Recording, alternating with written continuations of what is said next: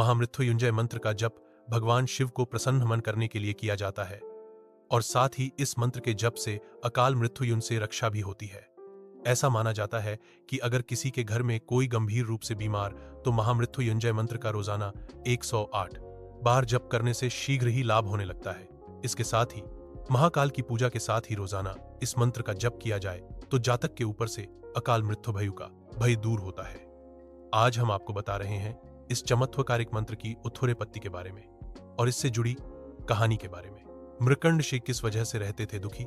शिवजी के अनन्य भक्त मृकंड शिव संतानहीन होने के कारण दुखी रहते थे। विधाता ने उनकी तकदीर में संतान का योग नहीं दिया था। मृकंड ने सोचा कि महादेव संसार के सारे विधान बदल सकते हैं तो खइयो न भोलेनाथ को प्रसन्न करके यह विधान भी बदलवा लिया जाए। फिर मृकंड शिव ने घोर तप करना आरंभ कर दिया। भोलेनाथ मृकंड के तप का कारण जानते थे, इसलिए उन्होंने शीघ्र दर्शन न दिया, लेकिन भक्त की भक्ति के आगे भोले बाबा को झुकना ही पड़ा। महादेव प्रसन्न हुए। उन्होंने शीख को कहा, मैं विधान को बदलकर तुम्हें पुत्र का वरदान दे रहा हूं, लेकिन इस वरदान के साथ हर्ष के साथ विषाद भी होगा। भोलेनाथ के वरदान से मृकंड को पुत्र हुआ जिसका नाम मार्कंडेय पड़ा।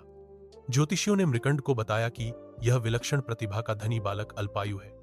इसकी उम्र केवल 12 वर्ष है। शिका हर्ष विषाद में बदल गया।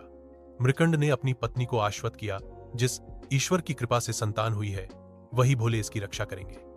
भाग्य को बदल देना उनके लिए सरल कार्य है। मार्कंडेय की माता रहती थी चिंतित। मार्कंडेय बड़े होने लगे तो पिता ने उन्हें शिव मंत्र की दीक्षा दी। मार्कंडेय की माता बालक के उम्र बढ़ने से चिंतित रहती थी। उन्होंने मार्कंडेय को अल्पायु होने की बात बता दी।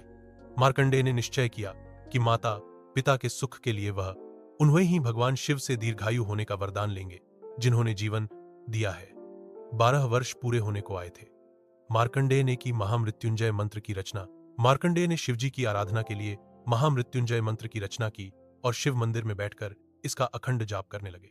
त्र्यंबकम यजामहे सुगंधिम पुष्टिवर्धनम उर्वारुकमिव बंधनान मृत्युर्मुक्षीय मामृतात्। समय पूरा होने पर यमदूत उन्हें लेने आए। यमदूतों ने देखा कि बालक महाकाल की आराधना कर रहा है तो उन्होंने थोड़ी देर प्रतीक्षा की। मार्कंडेय ने अखंड जप का संकल्प लिया था। वह बिना रुके जप करते रहे।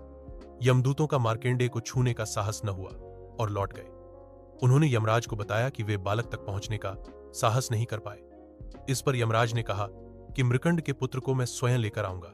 यमराज मार्कंडेय के पास पहुंच गए। बालक मार्कंडेय ने यमराज को देखा तो जोर जोर से महामृत्युंजय मंत्र का जप करते हुए शिवलिंग से लिपट गया। यमराज ने बालक को शिवलिंग से खींचकर ले जाने की चेष्टा की, तभी जोरदार हुंकार से मंदिर कांपने लगा। एक प्रचंड प्रकाश से यमराज की आंखें चुंधिया गईं। शिवलिंग से प्रकट हुए महाकाल। शिवलिंग से स्वयं महाकाल प्रकट हो गए। उन्होंने हाथों में त्रिशूल लेकर यमराज को सावधान किया और पूछा, तुमने मेरी साधना में लीन भक्त को खींचने का साहस कैसे किया? यमराज महाकाल के प्रचंड रूप से कांपने लगे। उन्होंने कहा, प्रभु, मैं आपका सेवक हूं। आपने ही जीवों से प्राण हरने का निष्ठुर कार्य मुझे सौंपा है। भगवान का क्रोध कुछ शांत हुआ तो बोले, मैं अपने भक्त की स्तुति से प्रसन्न हूं और मैंने इसे दीर्घायु होने का वरदान दिया है। तुम इसे नहीं ले जा सकते। यम ने कहा, प्रभु, आपकी आज्ञा सर्वोपरि है। मैं आपके भक्त मार्कंडेय द्वारा रचित महामृत्युंजय का पाठ करने वाले को त्रास नहीं दूंगा। महाकाल की कृपा से मार्कंडेय दीर्घायु हो गए। तो इस तरह उनके द्वारा रचित महामृत्युंजय मंत्र काल को भी परास्त करता है।